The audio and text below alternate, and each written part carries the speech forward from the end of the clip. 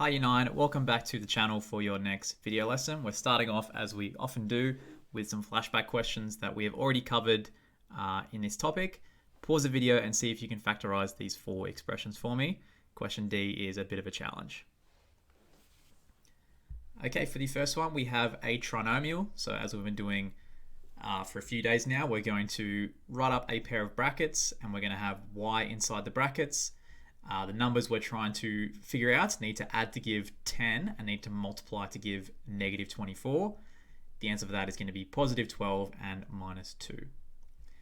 For the next one, this is directly from the last video. We have what's called a difference of two squares. And so the shortcut to factorizing these is we do the square root here is going to be 7. The square root here is m. So we're going to do 7 plus m and 7 minus m like this. Question C, we're trying to think of two numbers that are going to add to give negative 14 and are going to multiply to give 49 because we have a quadratic trinomial. Write up our brackets and the magic numbers are minus 7 and minus 7. That's a pretty good answer, or if you want to be a little bit more fancy, you could write p minus 7 squared, which is the same thing. For question D, we have a difference. So we're thinking maybe it's going to be a difference of two squares. However, 45 and 20 are not square numbers.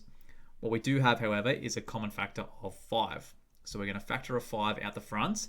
It's going to leave us with 9x squared, and it's going to leave us with 4y to the 4.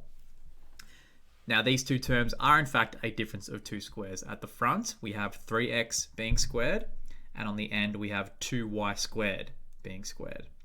So we'll write those two terms as a plus and a minus, and then we have fully factorized the expression. Okay, awesome work if you got some of those correct. For today's lesson, we are moving on to what's called non-monic trinomials.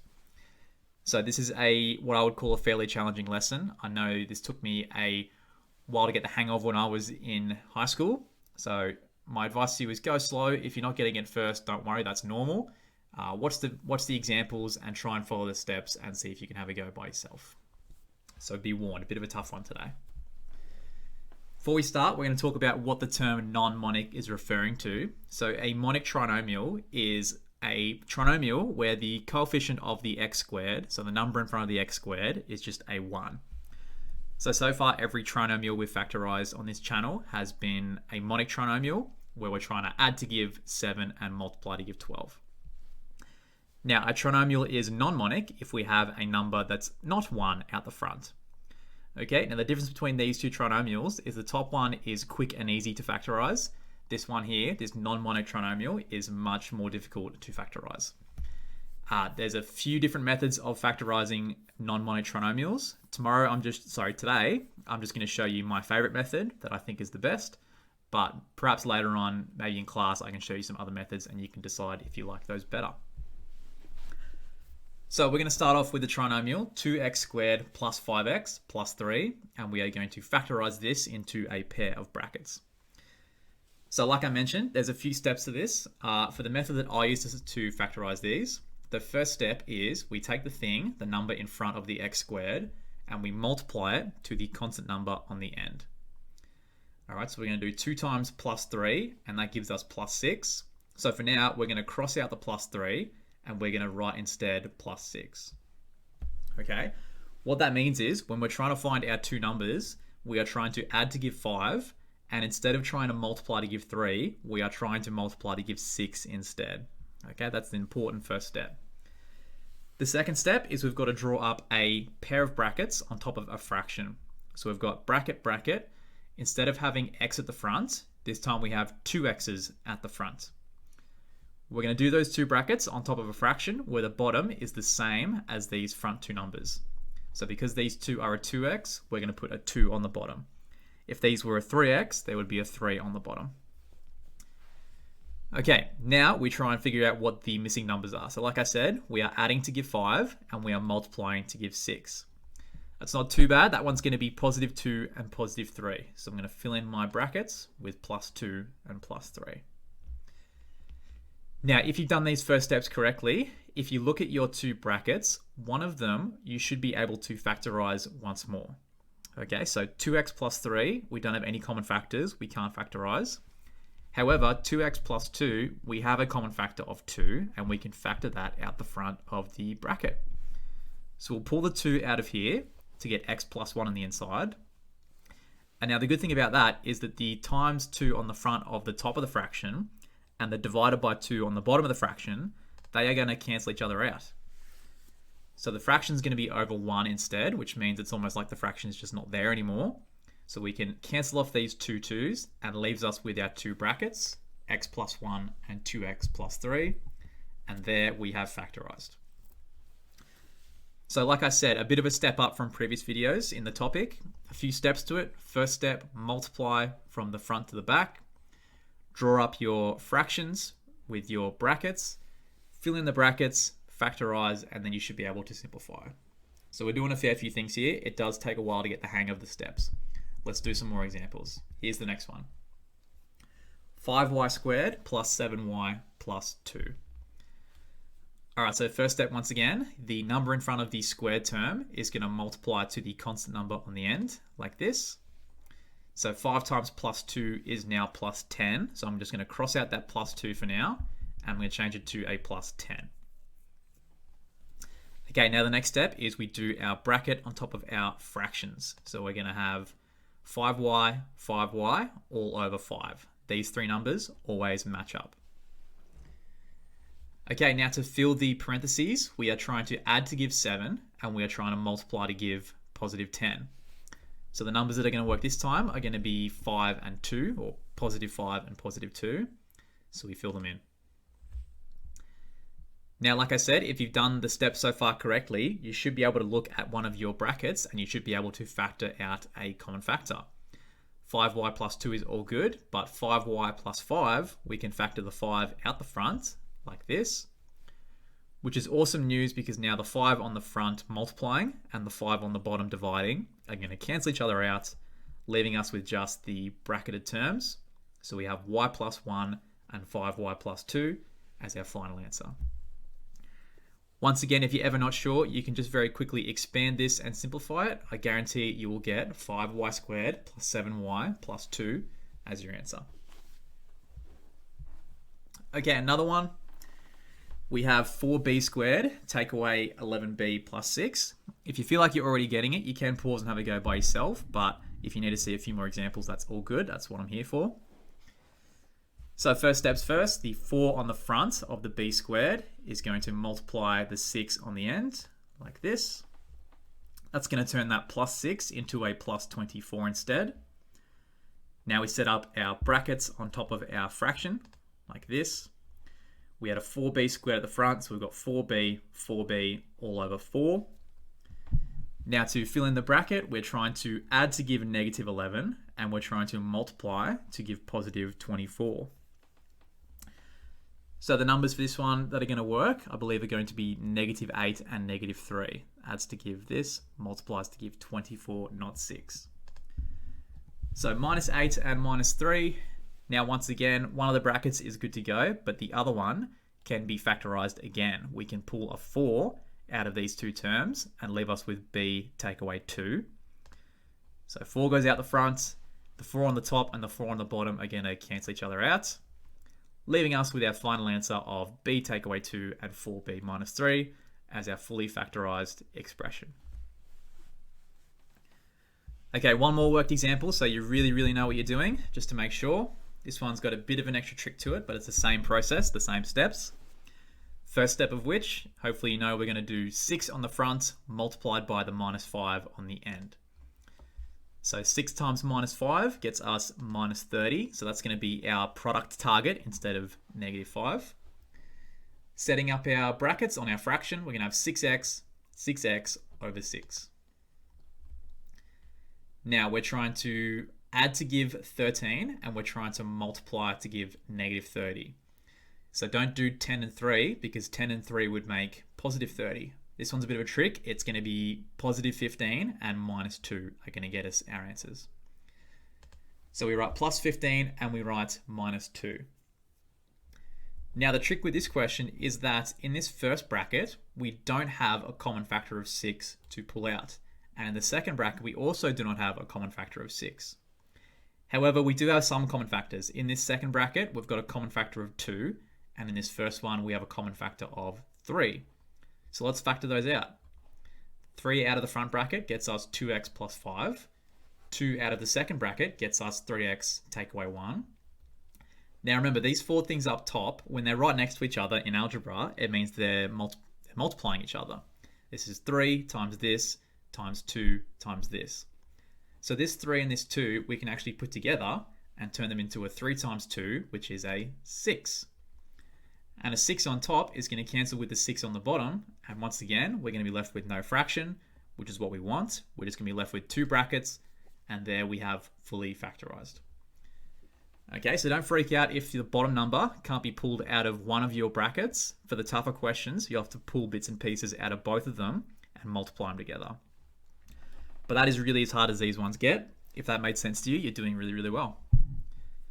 Now's the time where you give this video a pause and try some of these by yourself. D is a little bit harder than the rest, but if you follow the same process we just did, you are going to get your correct answer. Pause the video, see how you go.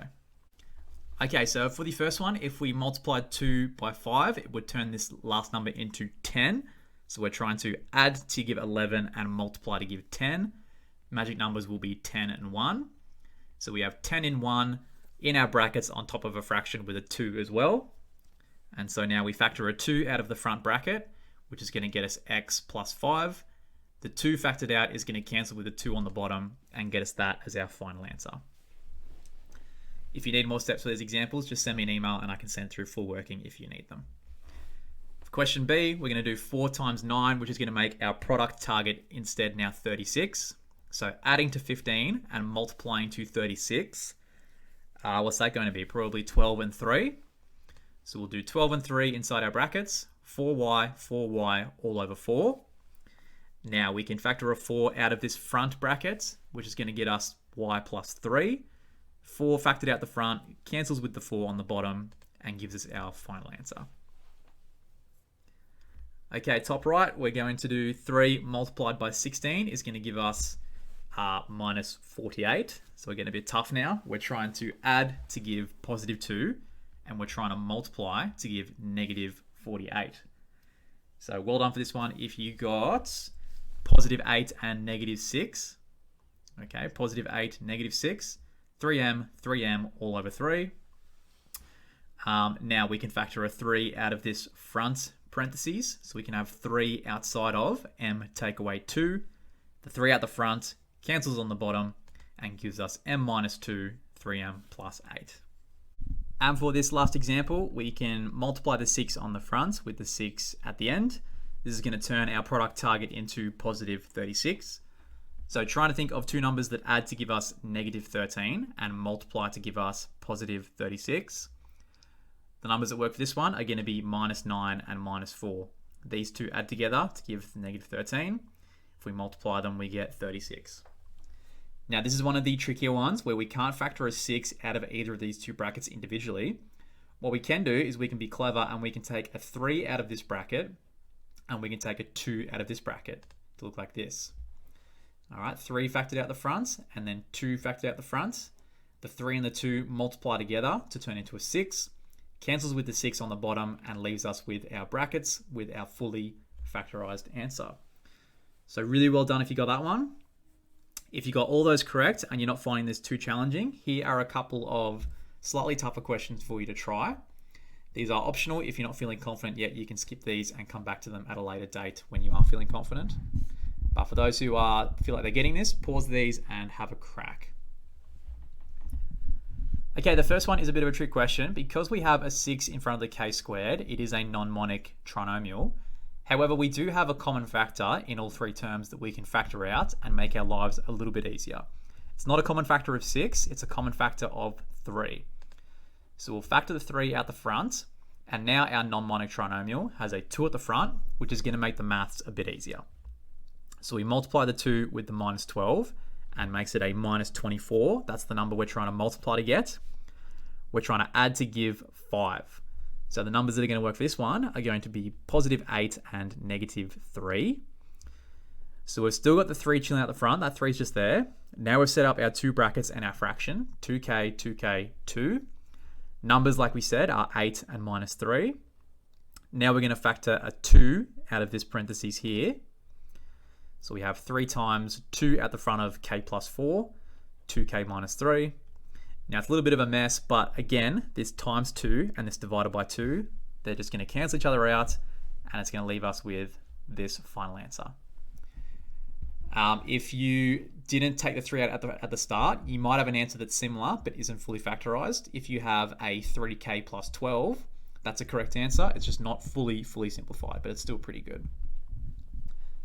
Okay, over on the right here, it's a bit of a mess because everything's in the wrong order. We like to have the square term at the front, and we also like it to be positive. What I'm going to do is I'm going to rewrite this trinomial with the minus 3d squared at the front, minus 8d in the middle, and then 16 on the end. Like I said, these questions are much simpler if the number at the front is a positive whole number. So what I'm now going to do is I'm going to factor the negative out of all 3 terms like this.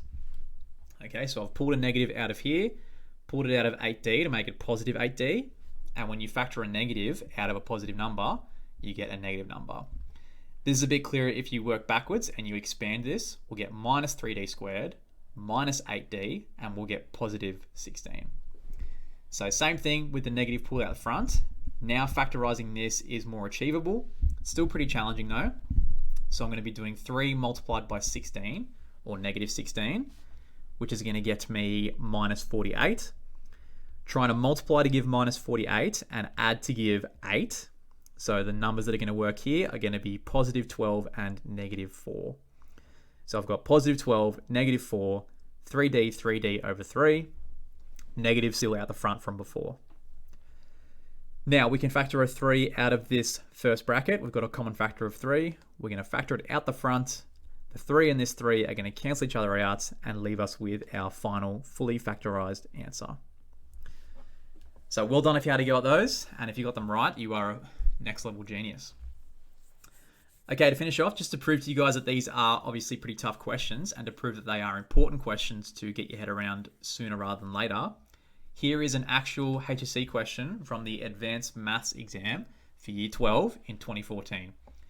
2 marks out of the 100 marks on the paper were for factorizing this quadratic trinomial. I encourage you to have a go at it. If you think you've got a good answer, post in the comments below and I'll let you know if you are correct or not, and you can flex on your classmates. So see if you can do this Year 12 Advanced Maths HSC question. Okay, for today's exercise questions, here are some more for you guys to practice. I want everyone to have a go at questions 1, 2, and 3. Question 5 is an optional challenge because the numbers are pretty big and pretty scary. But I think everyone should be able to handle 1, 2, and 3. If you need some more assistance, as always, flick me a message. Thank you for watching the video, and I'll catch you in the next lesson. Bye for now.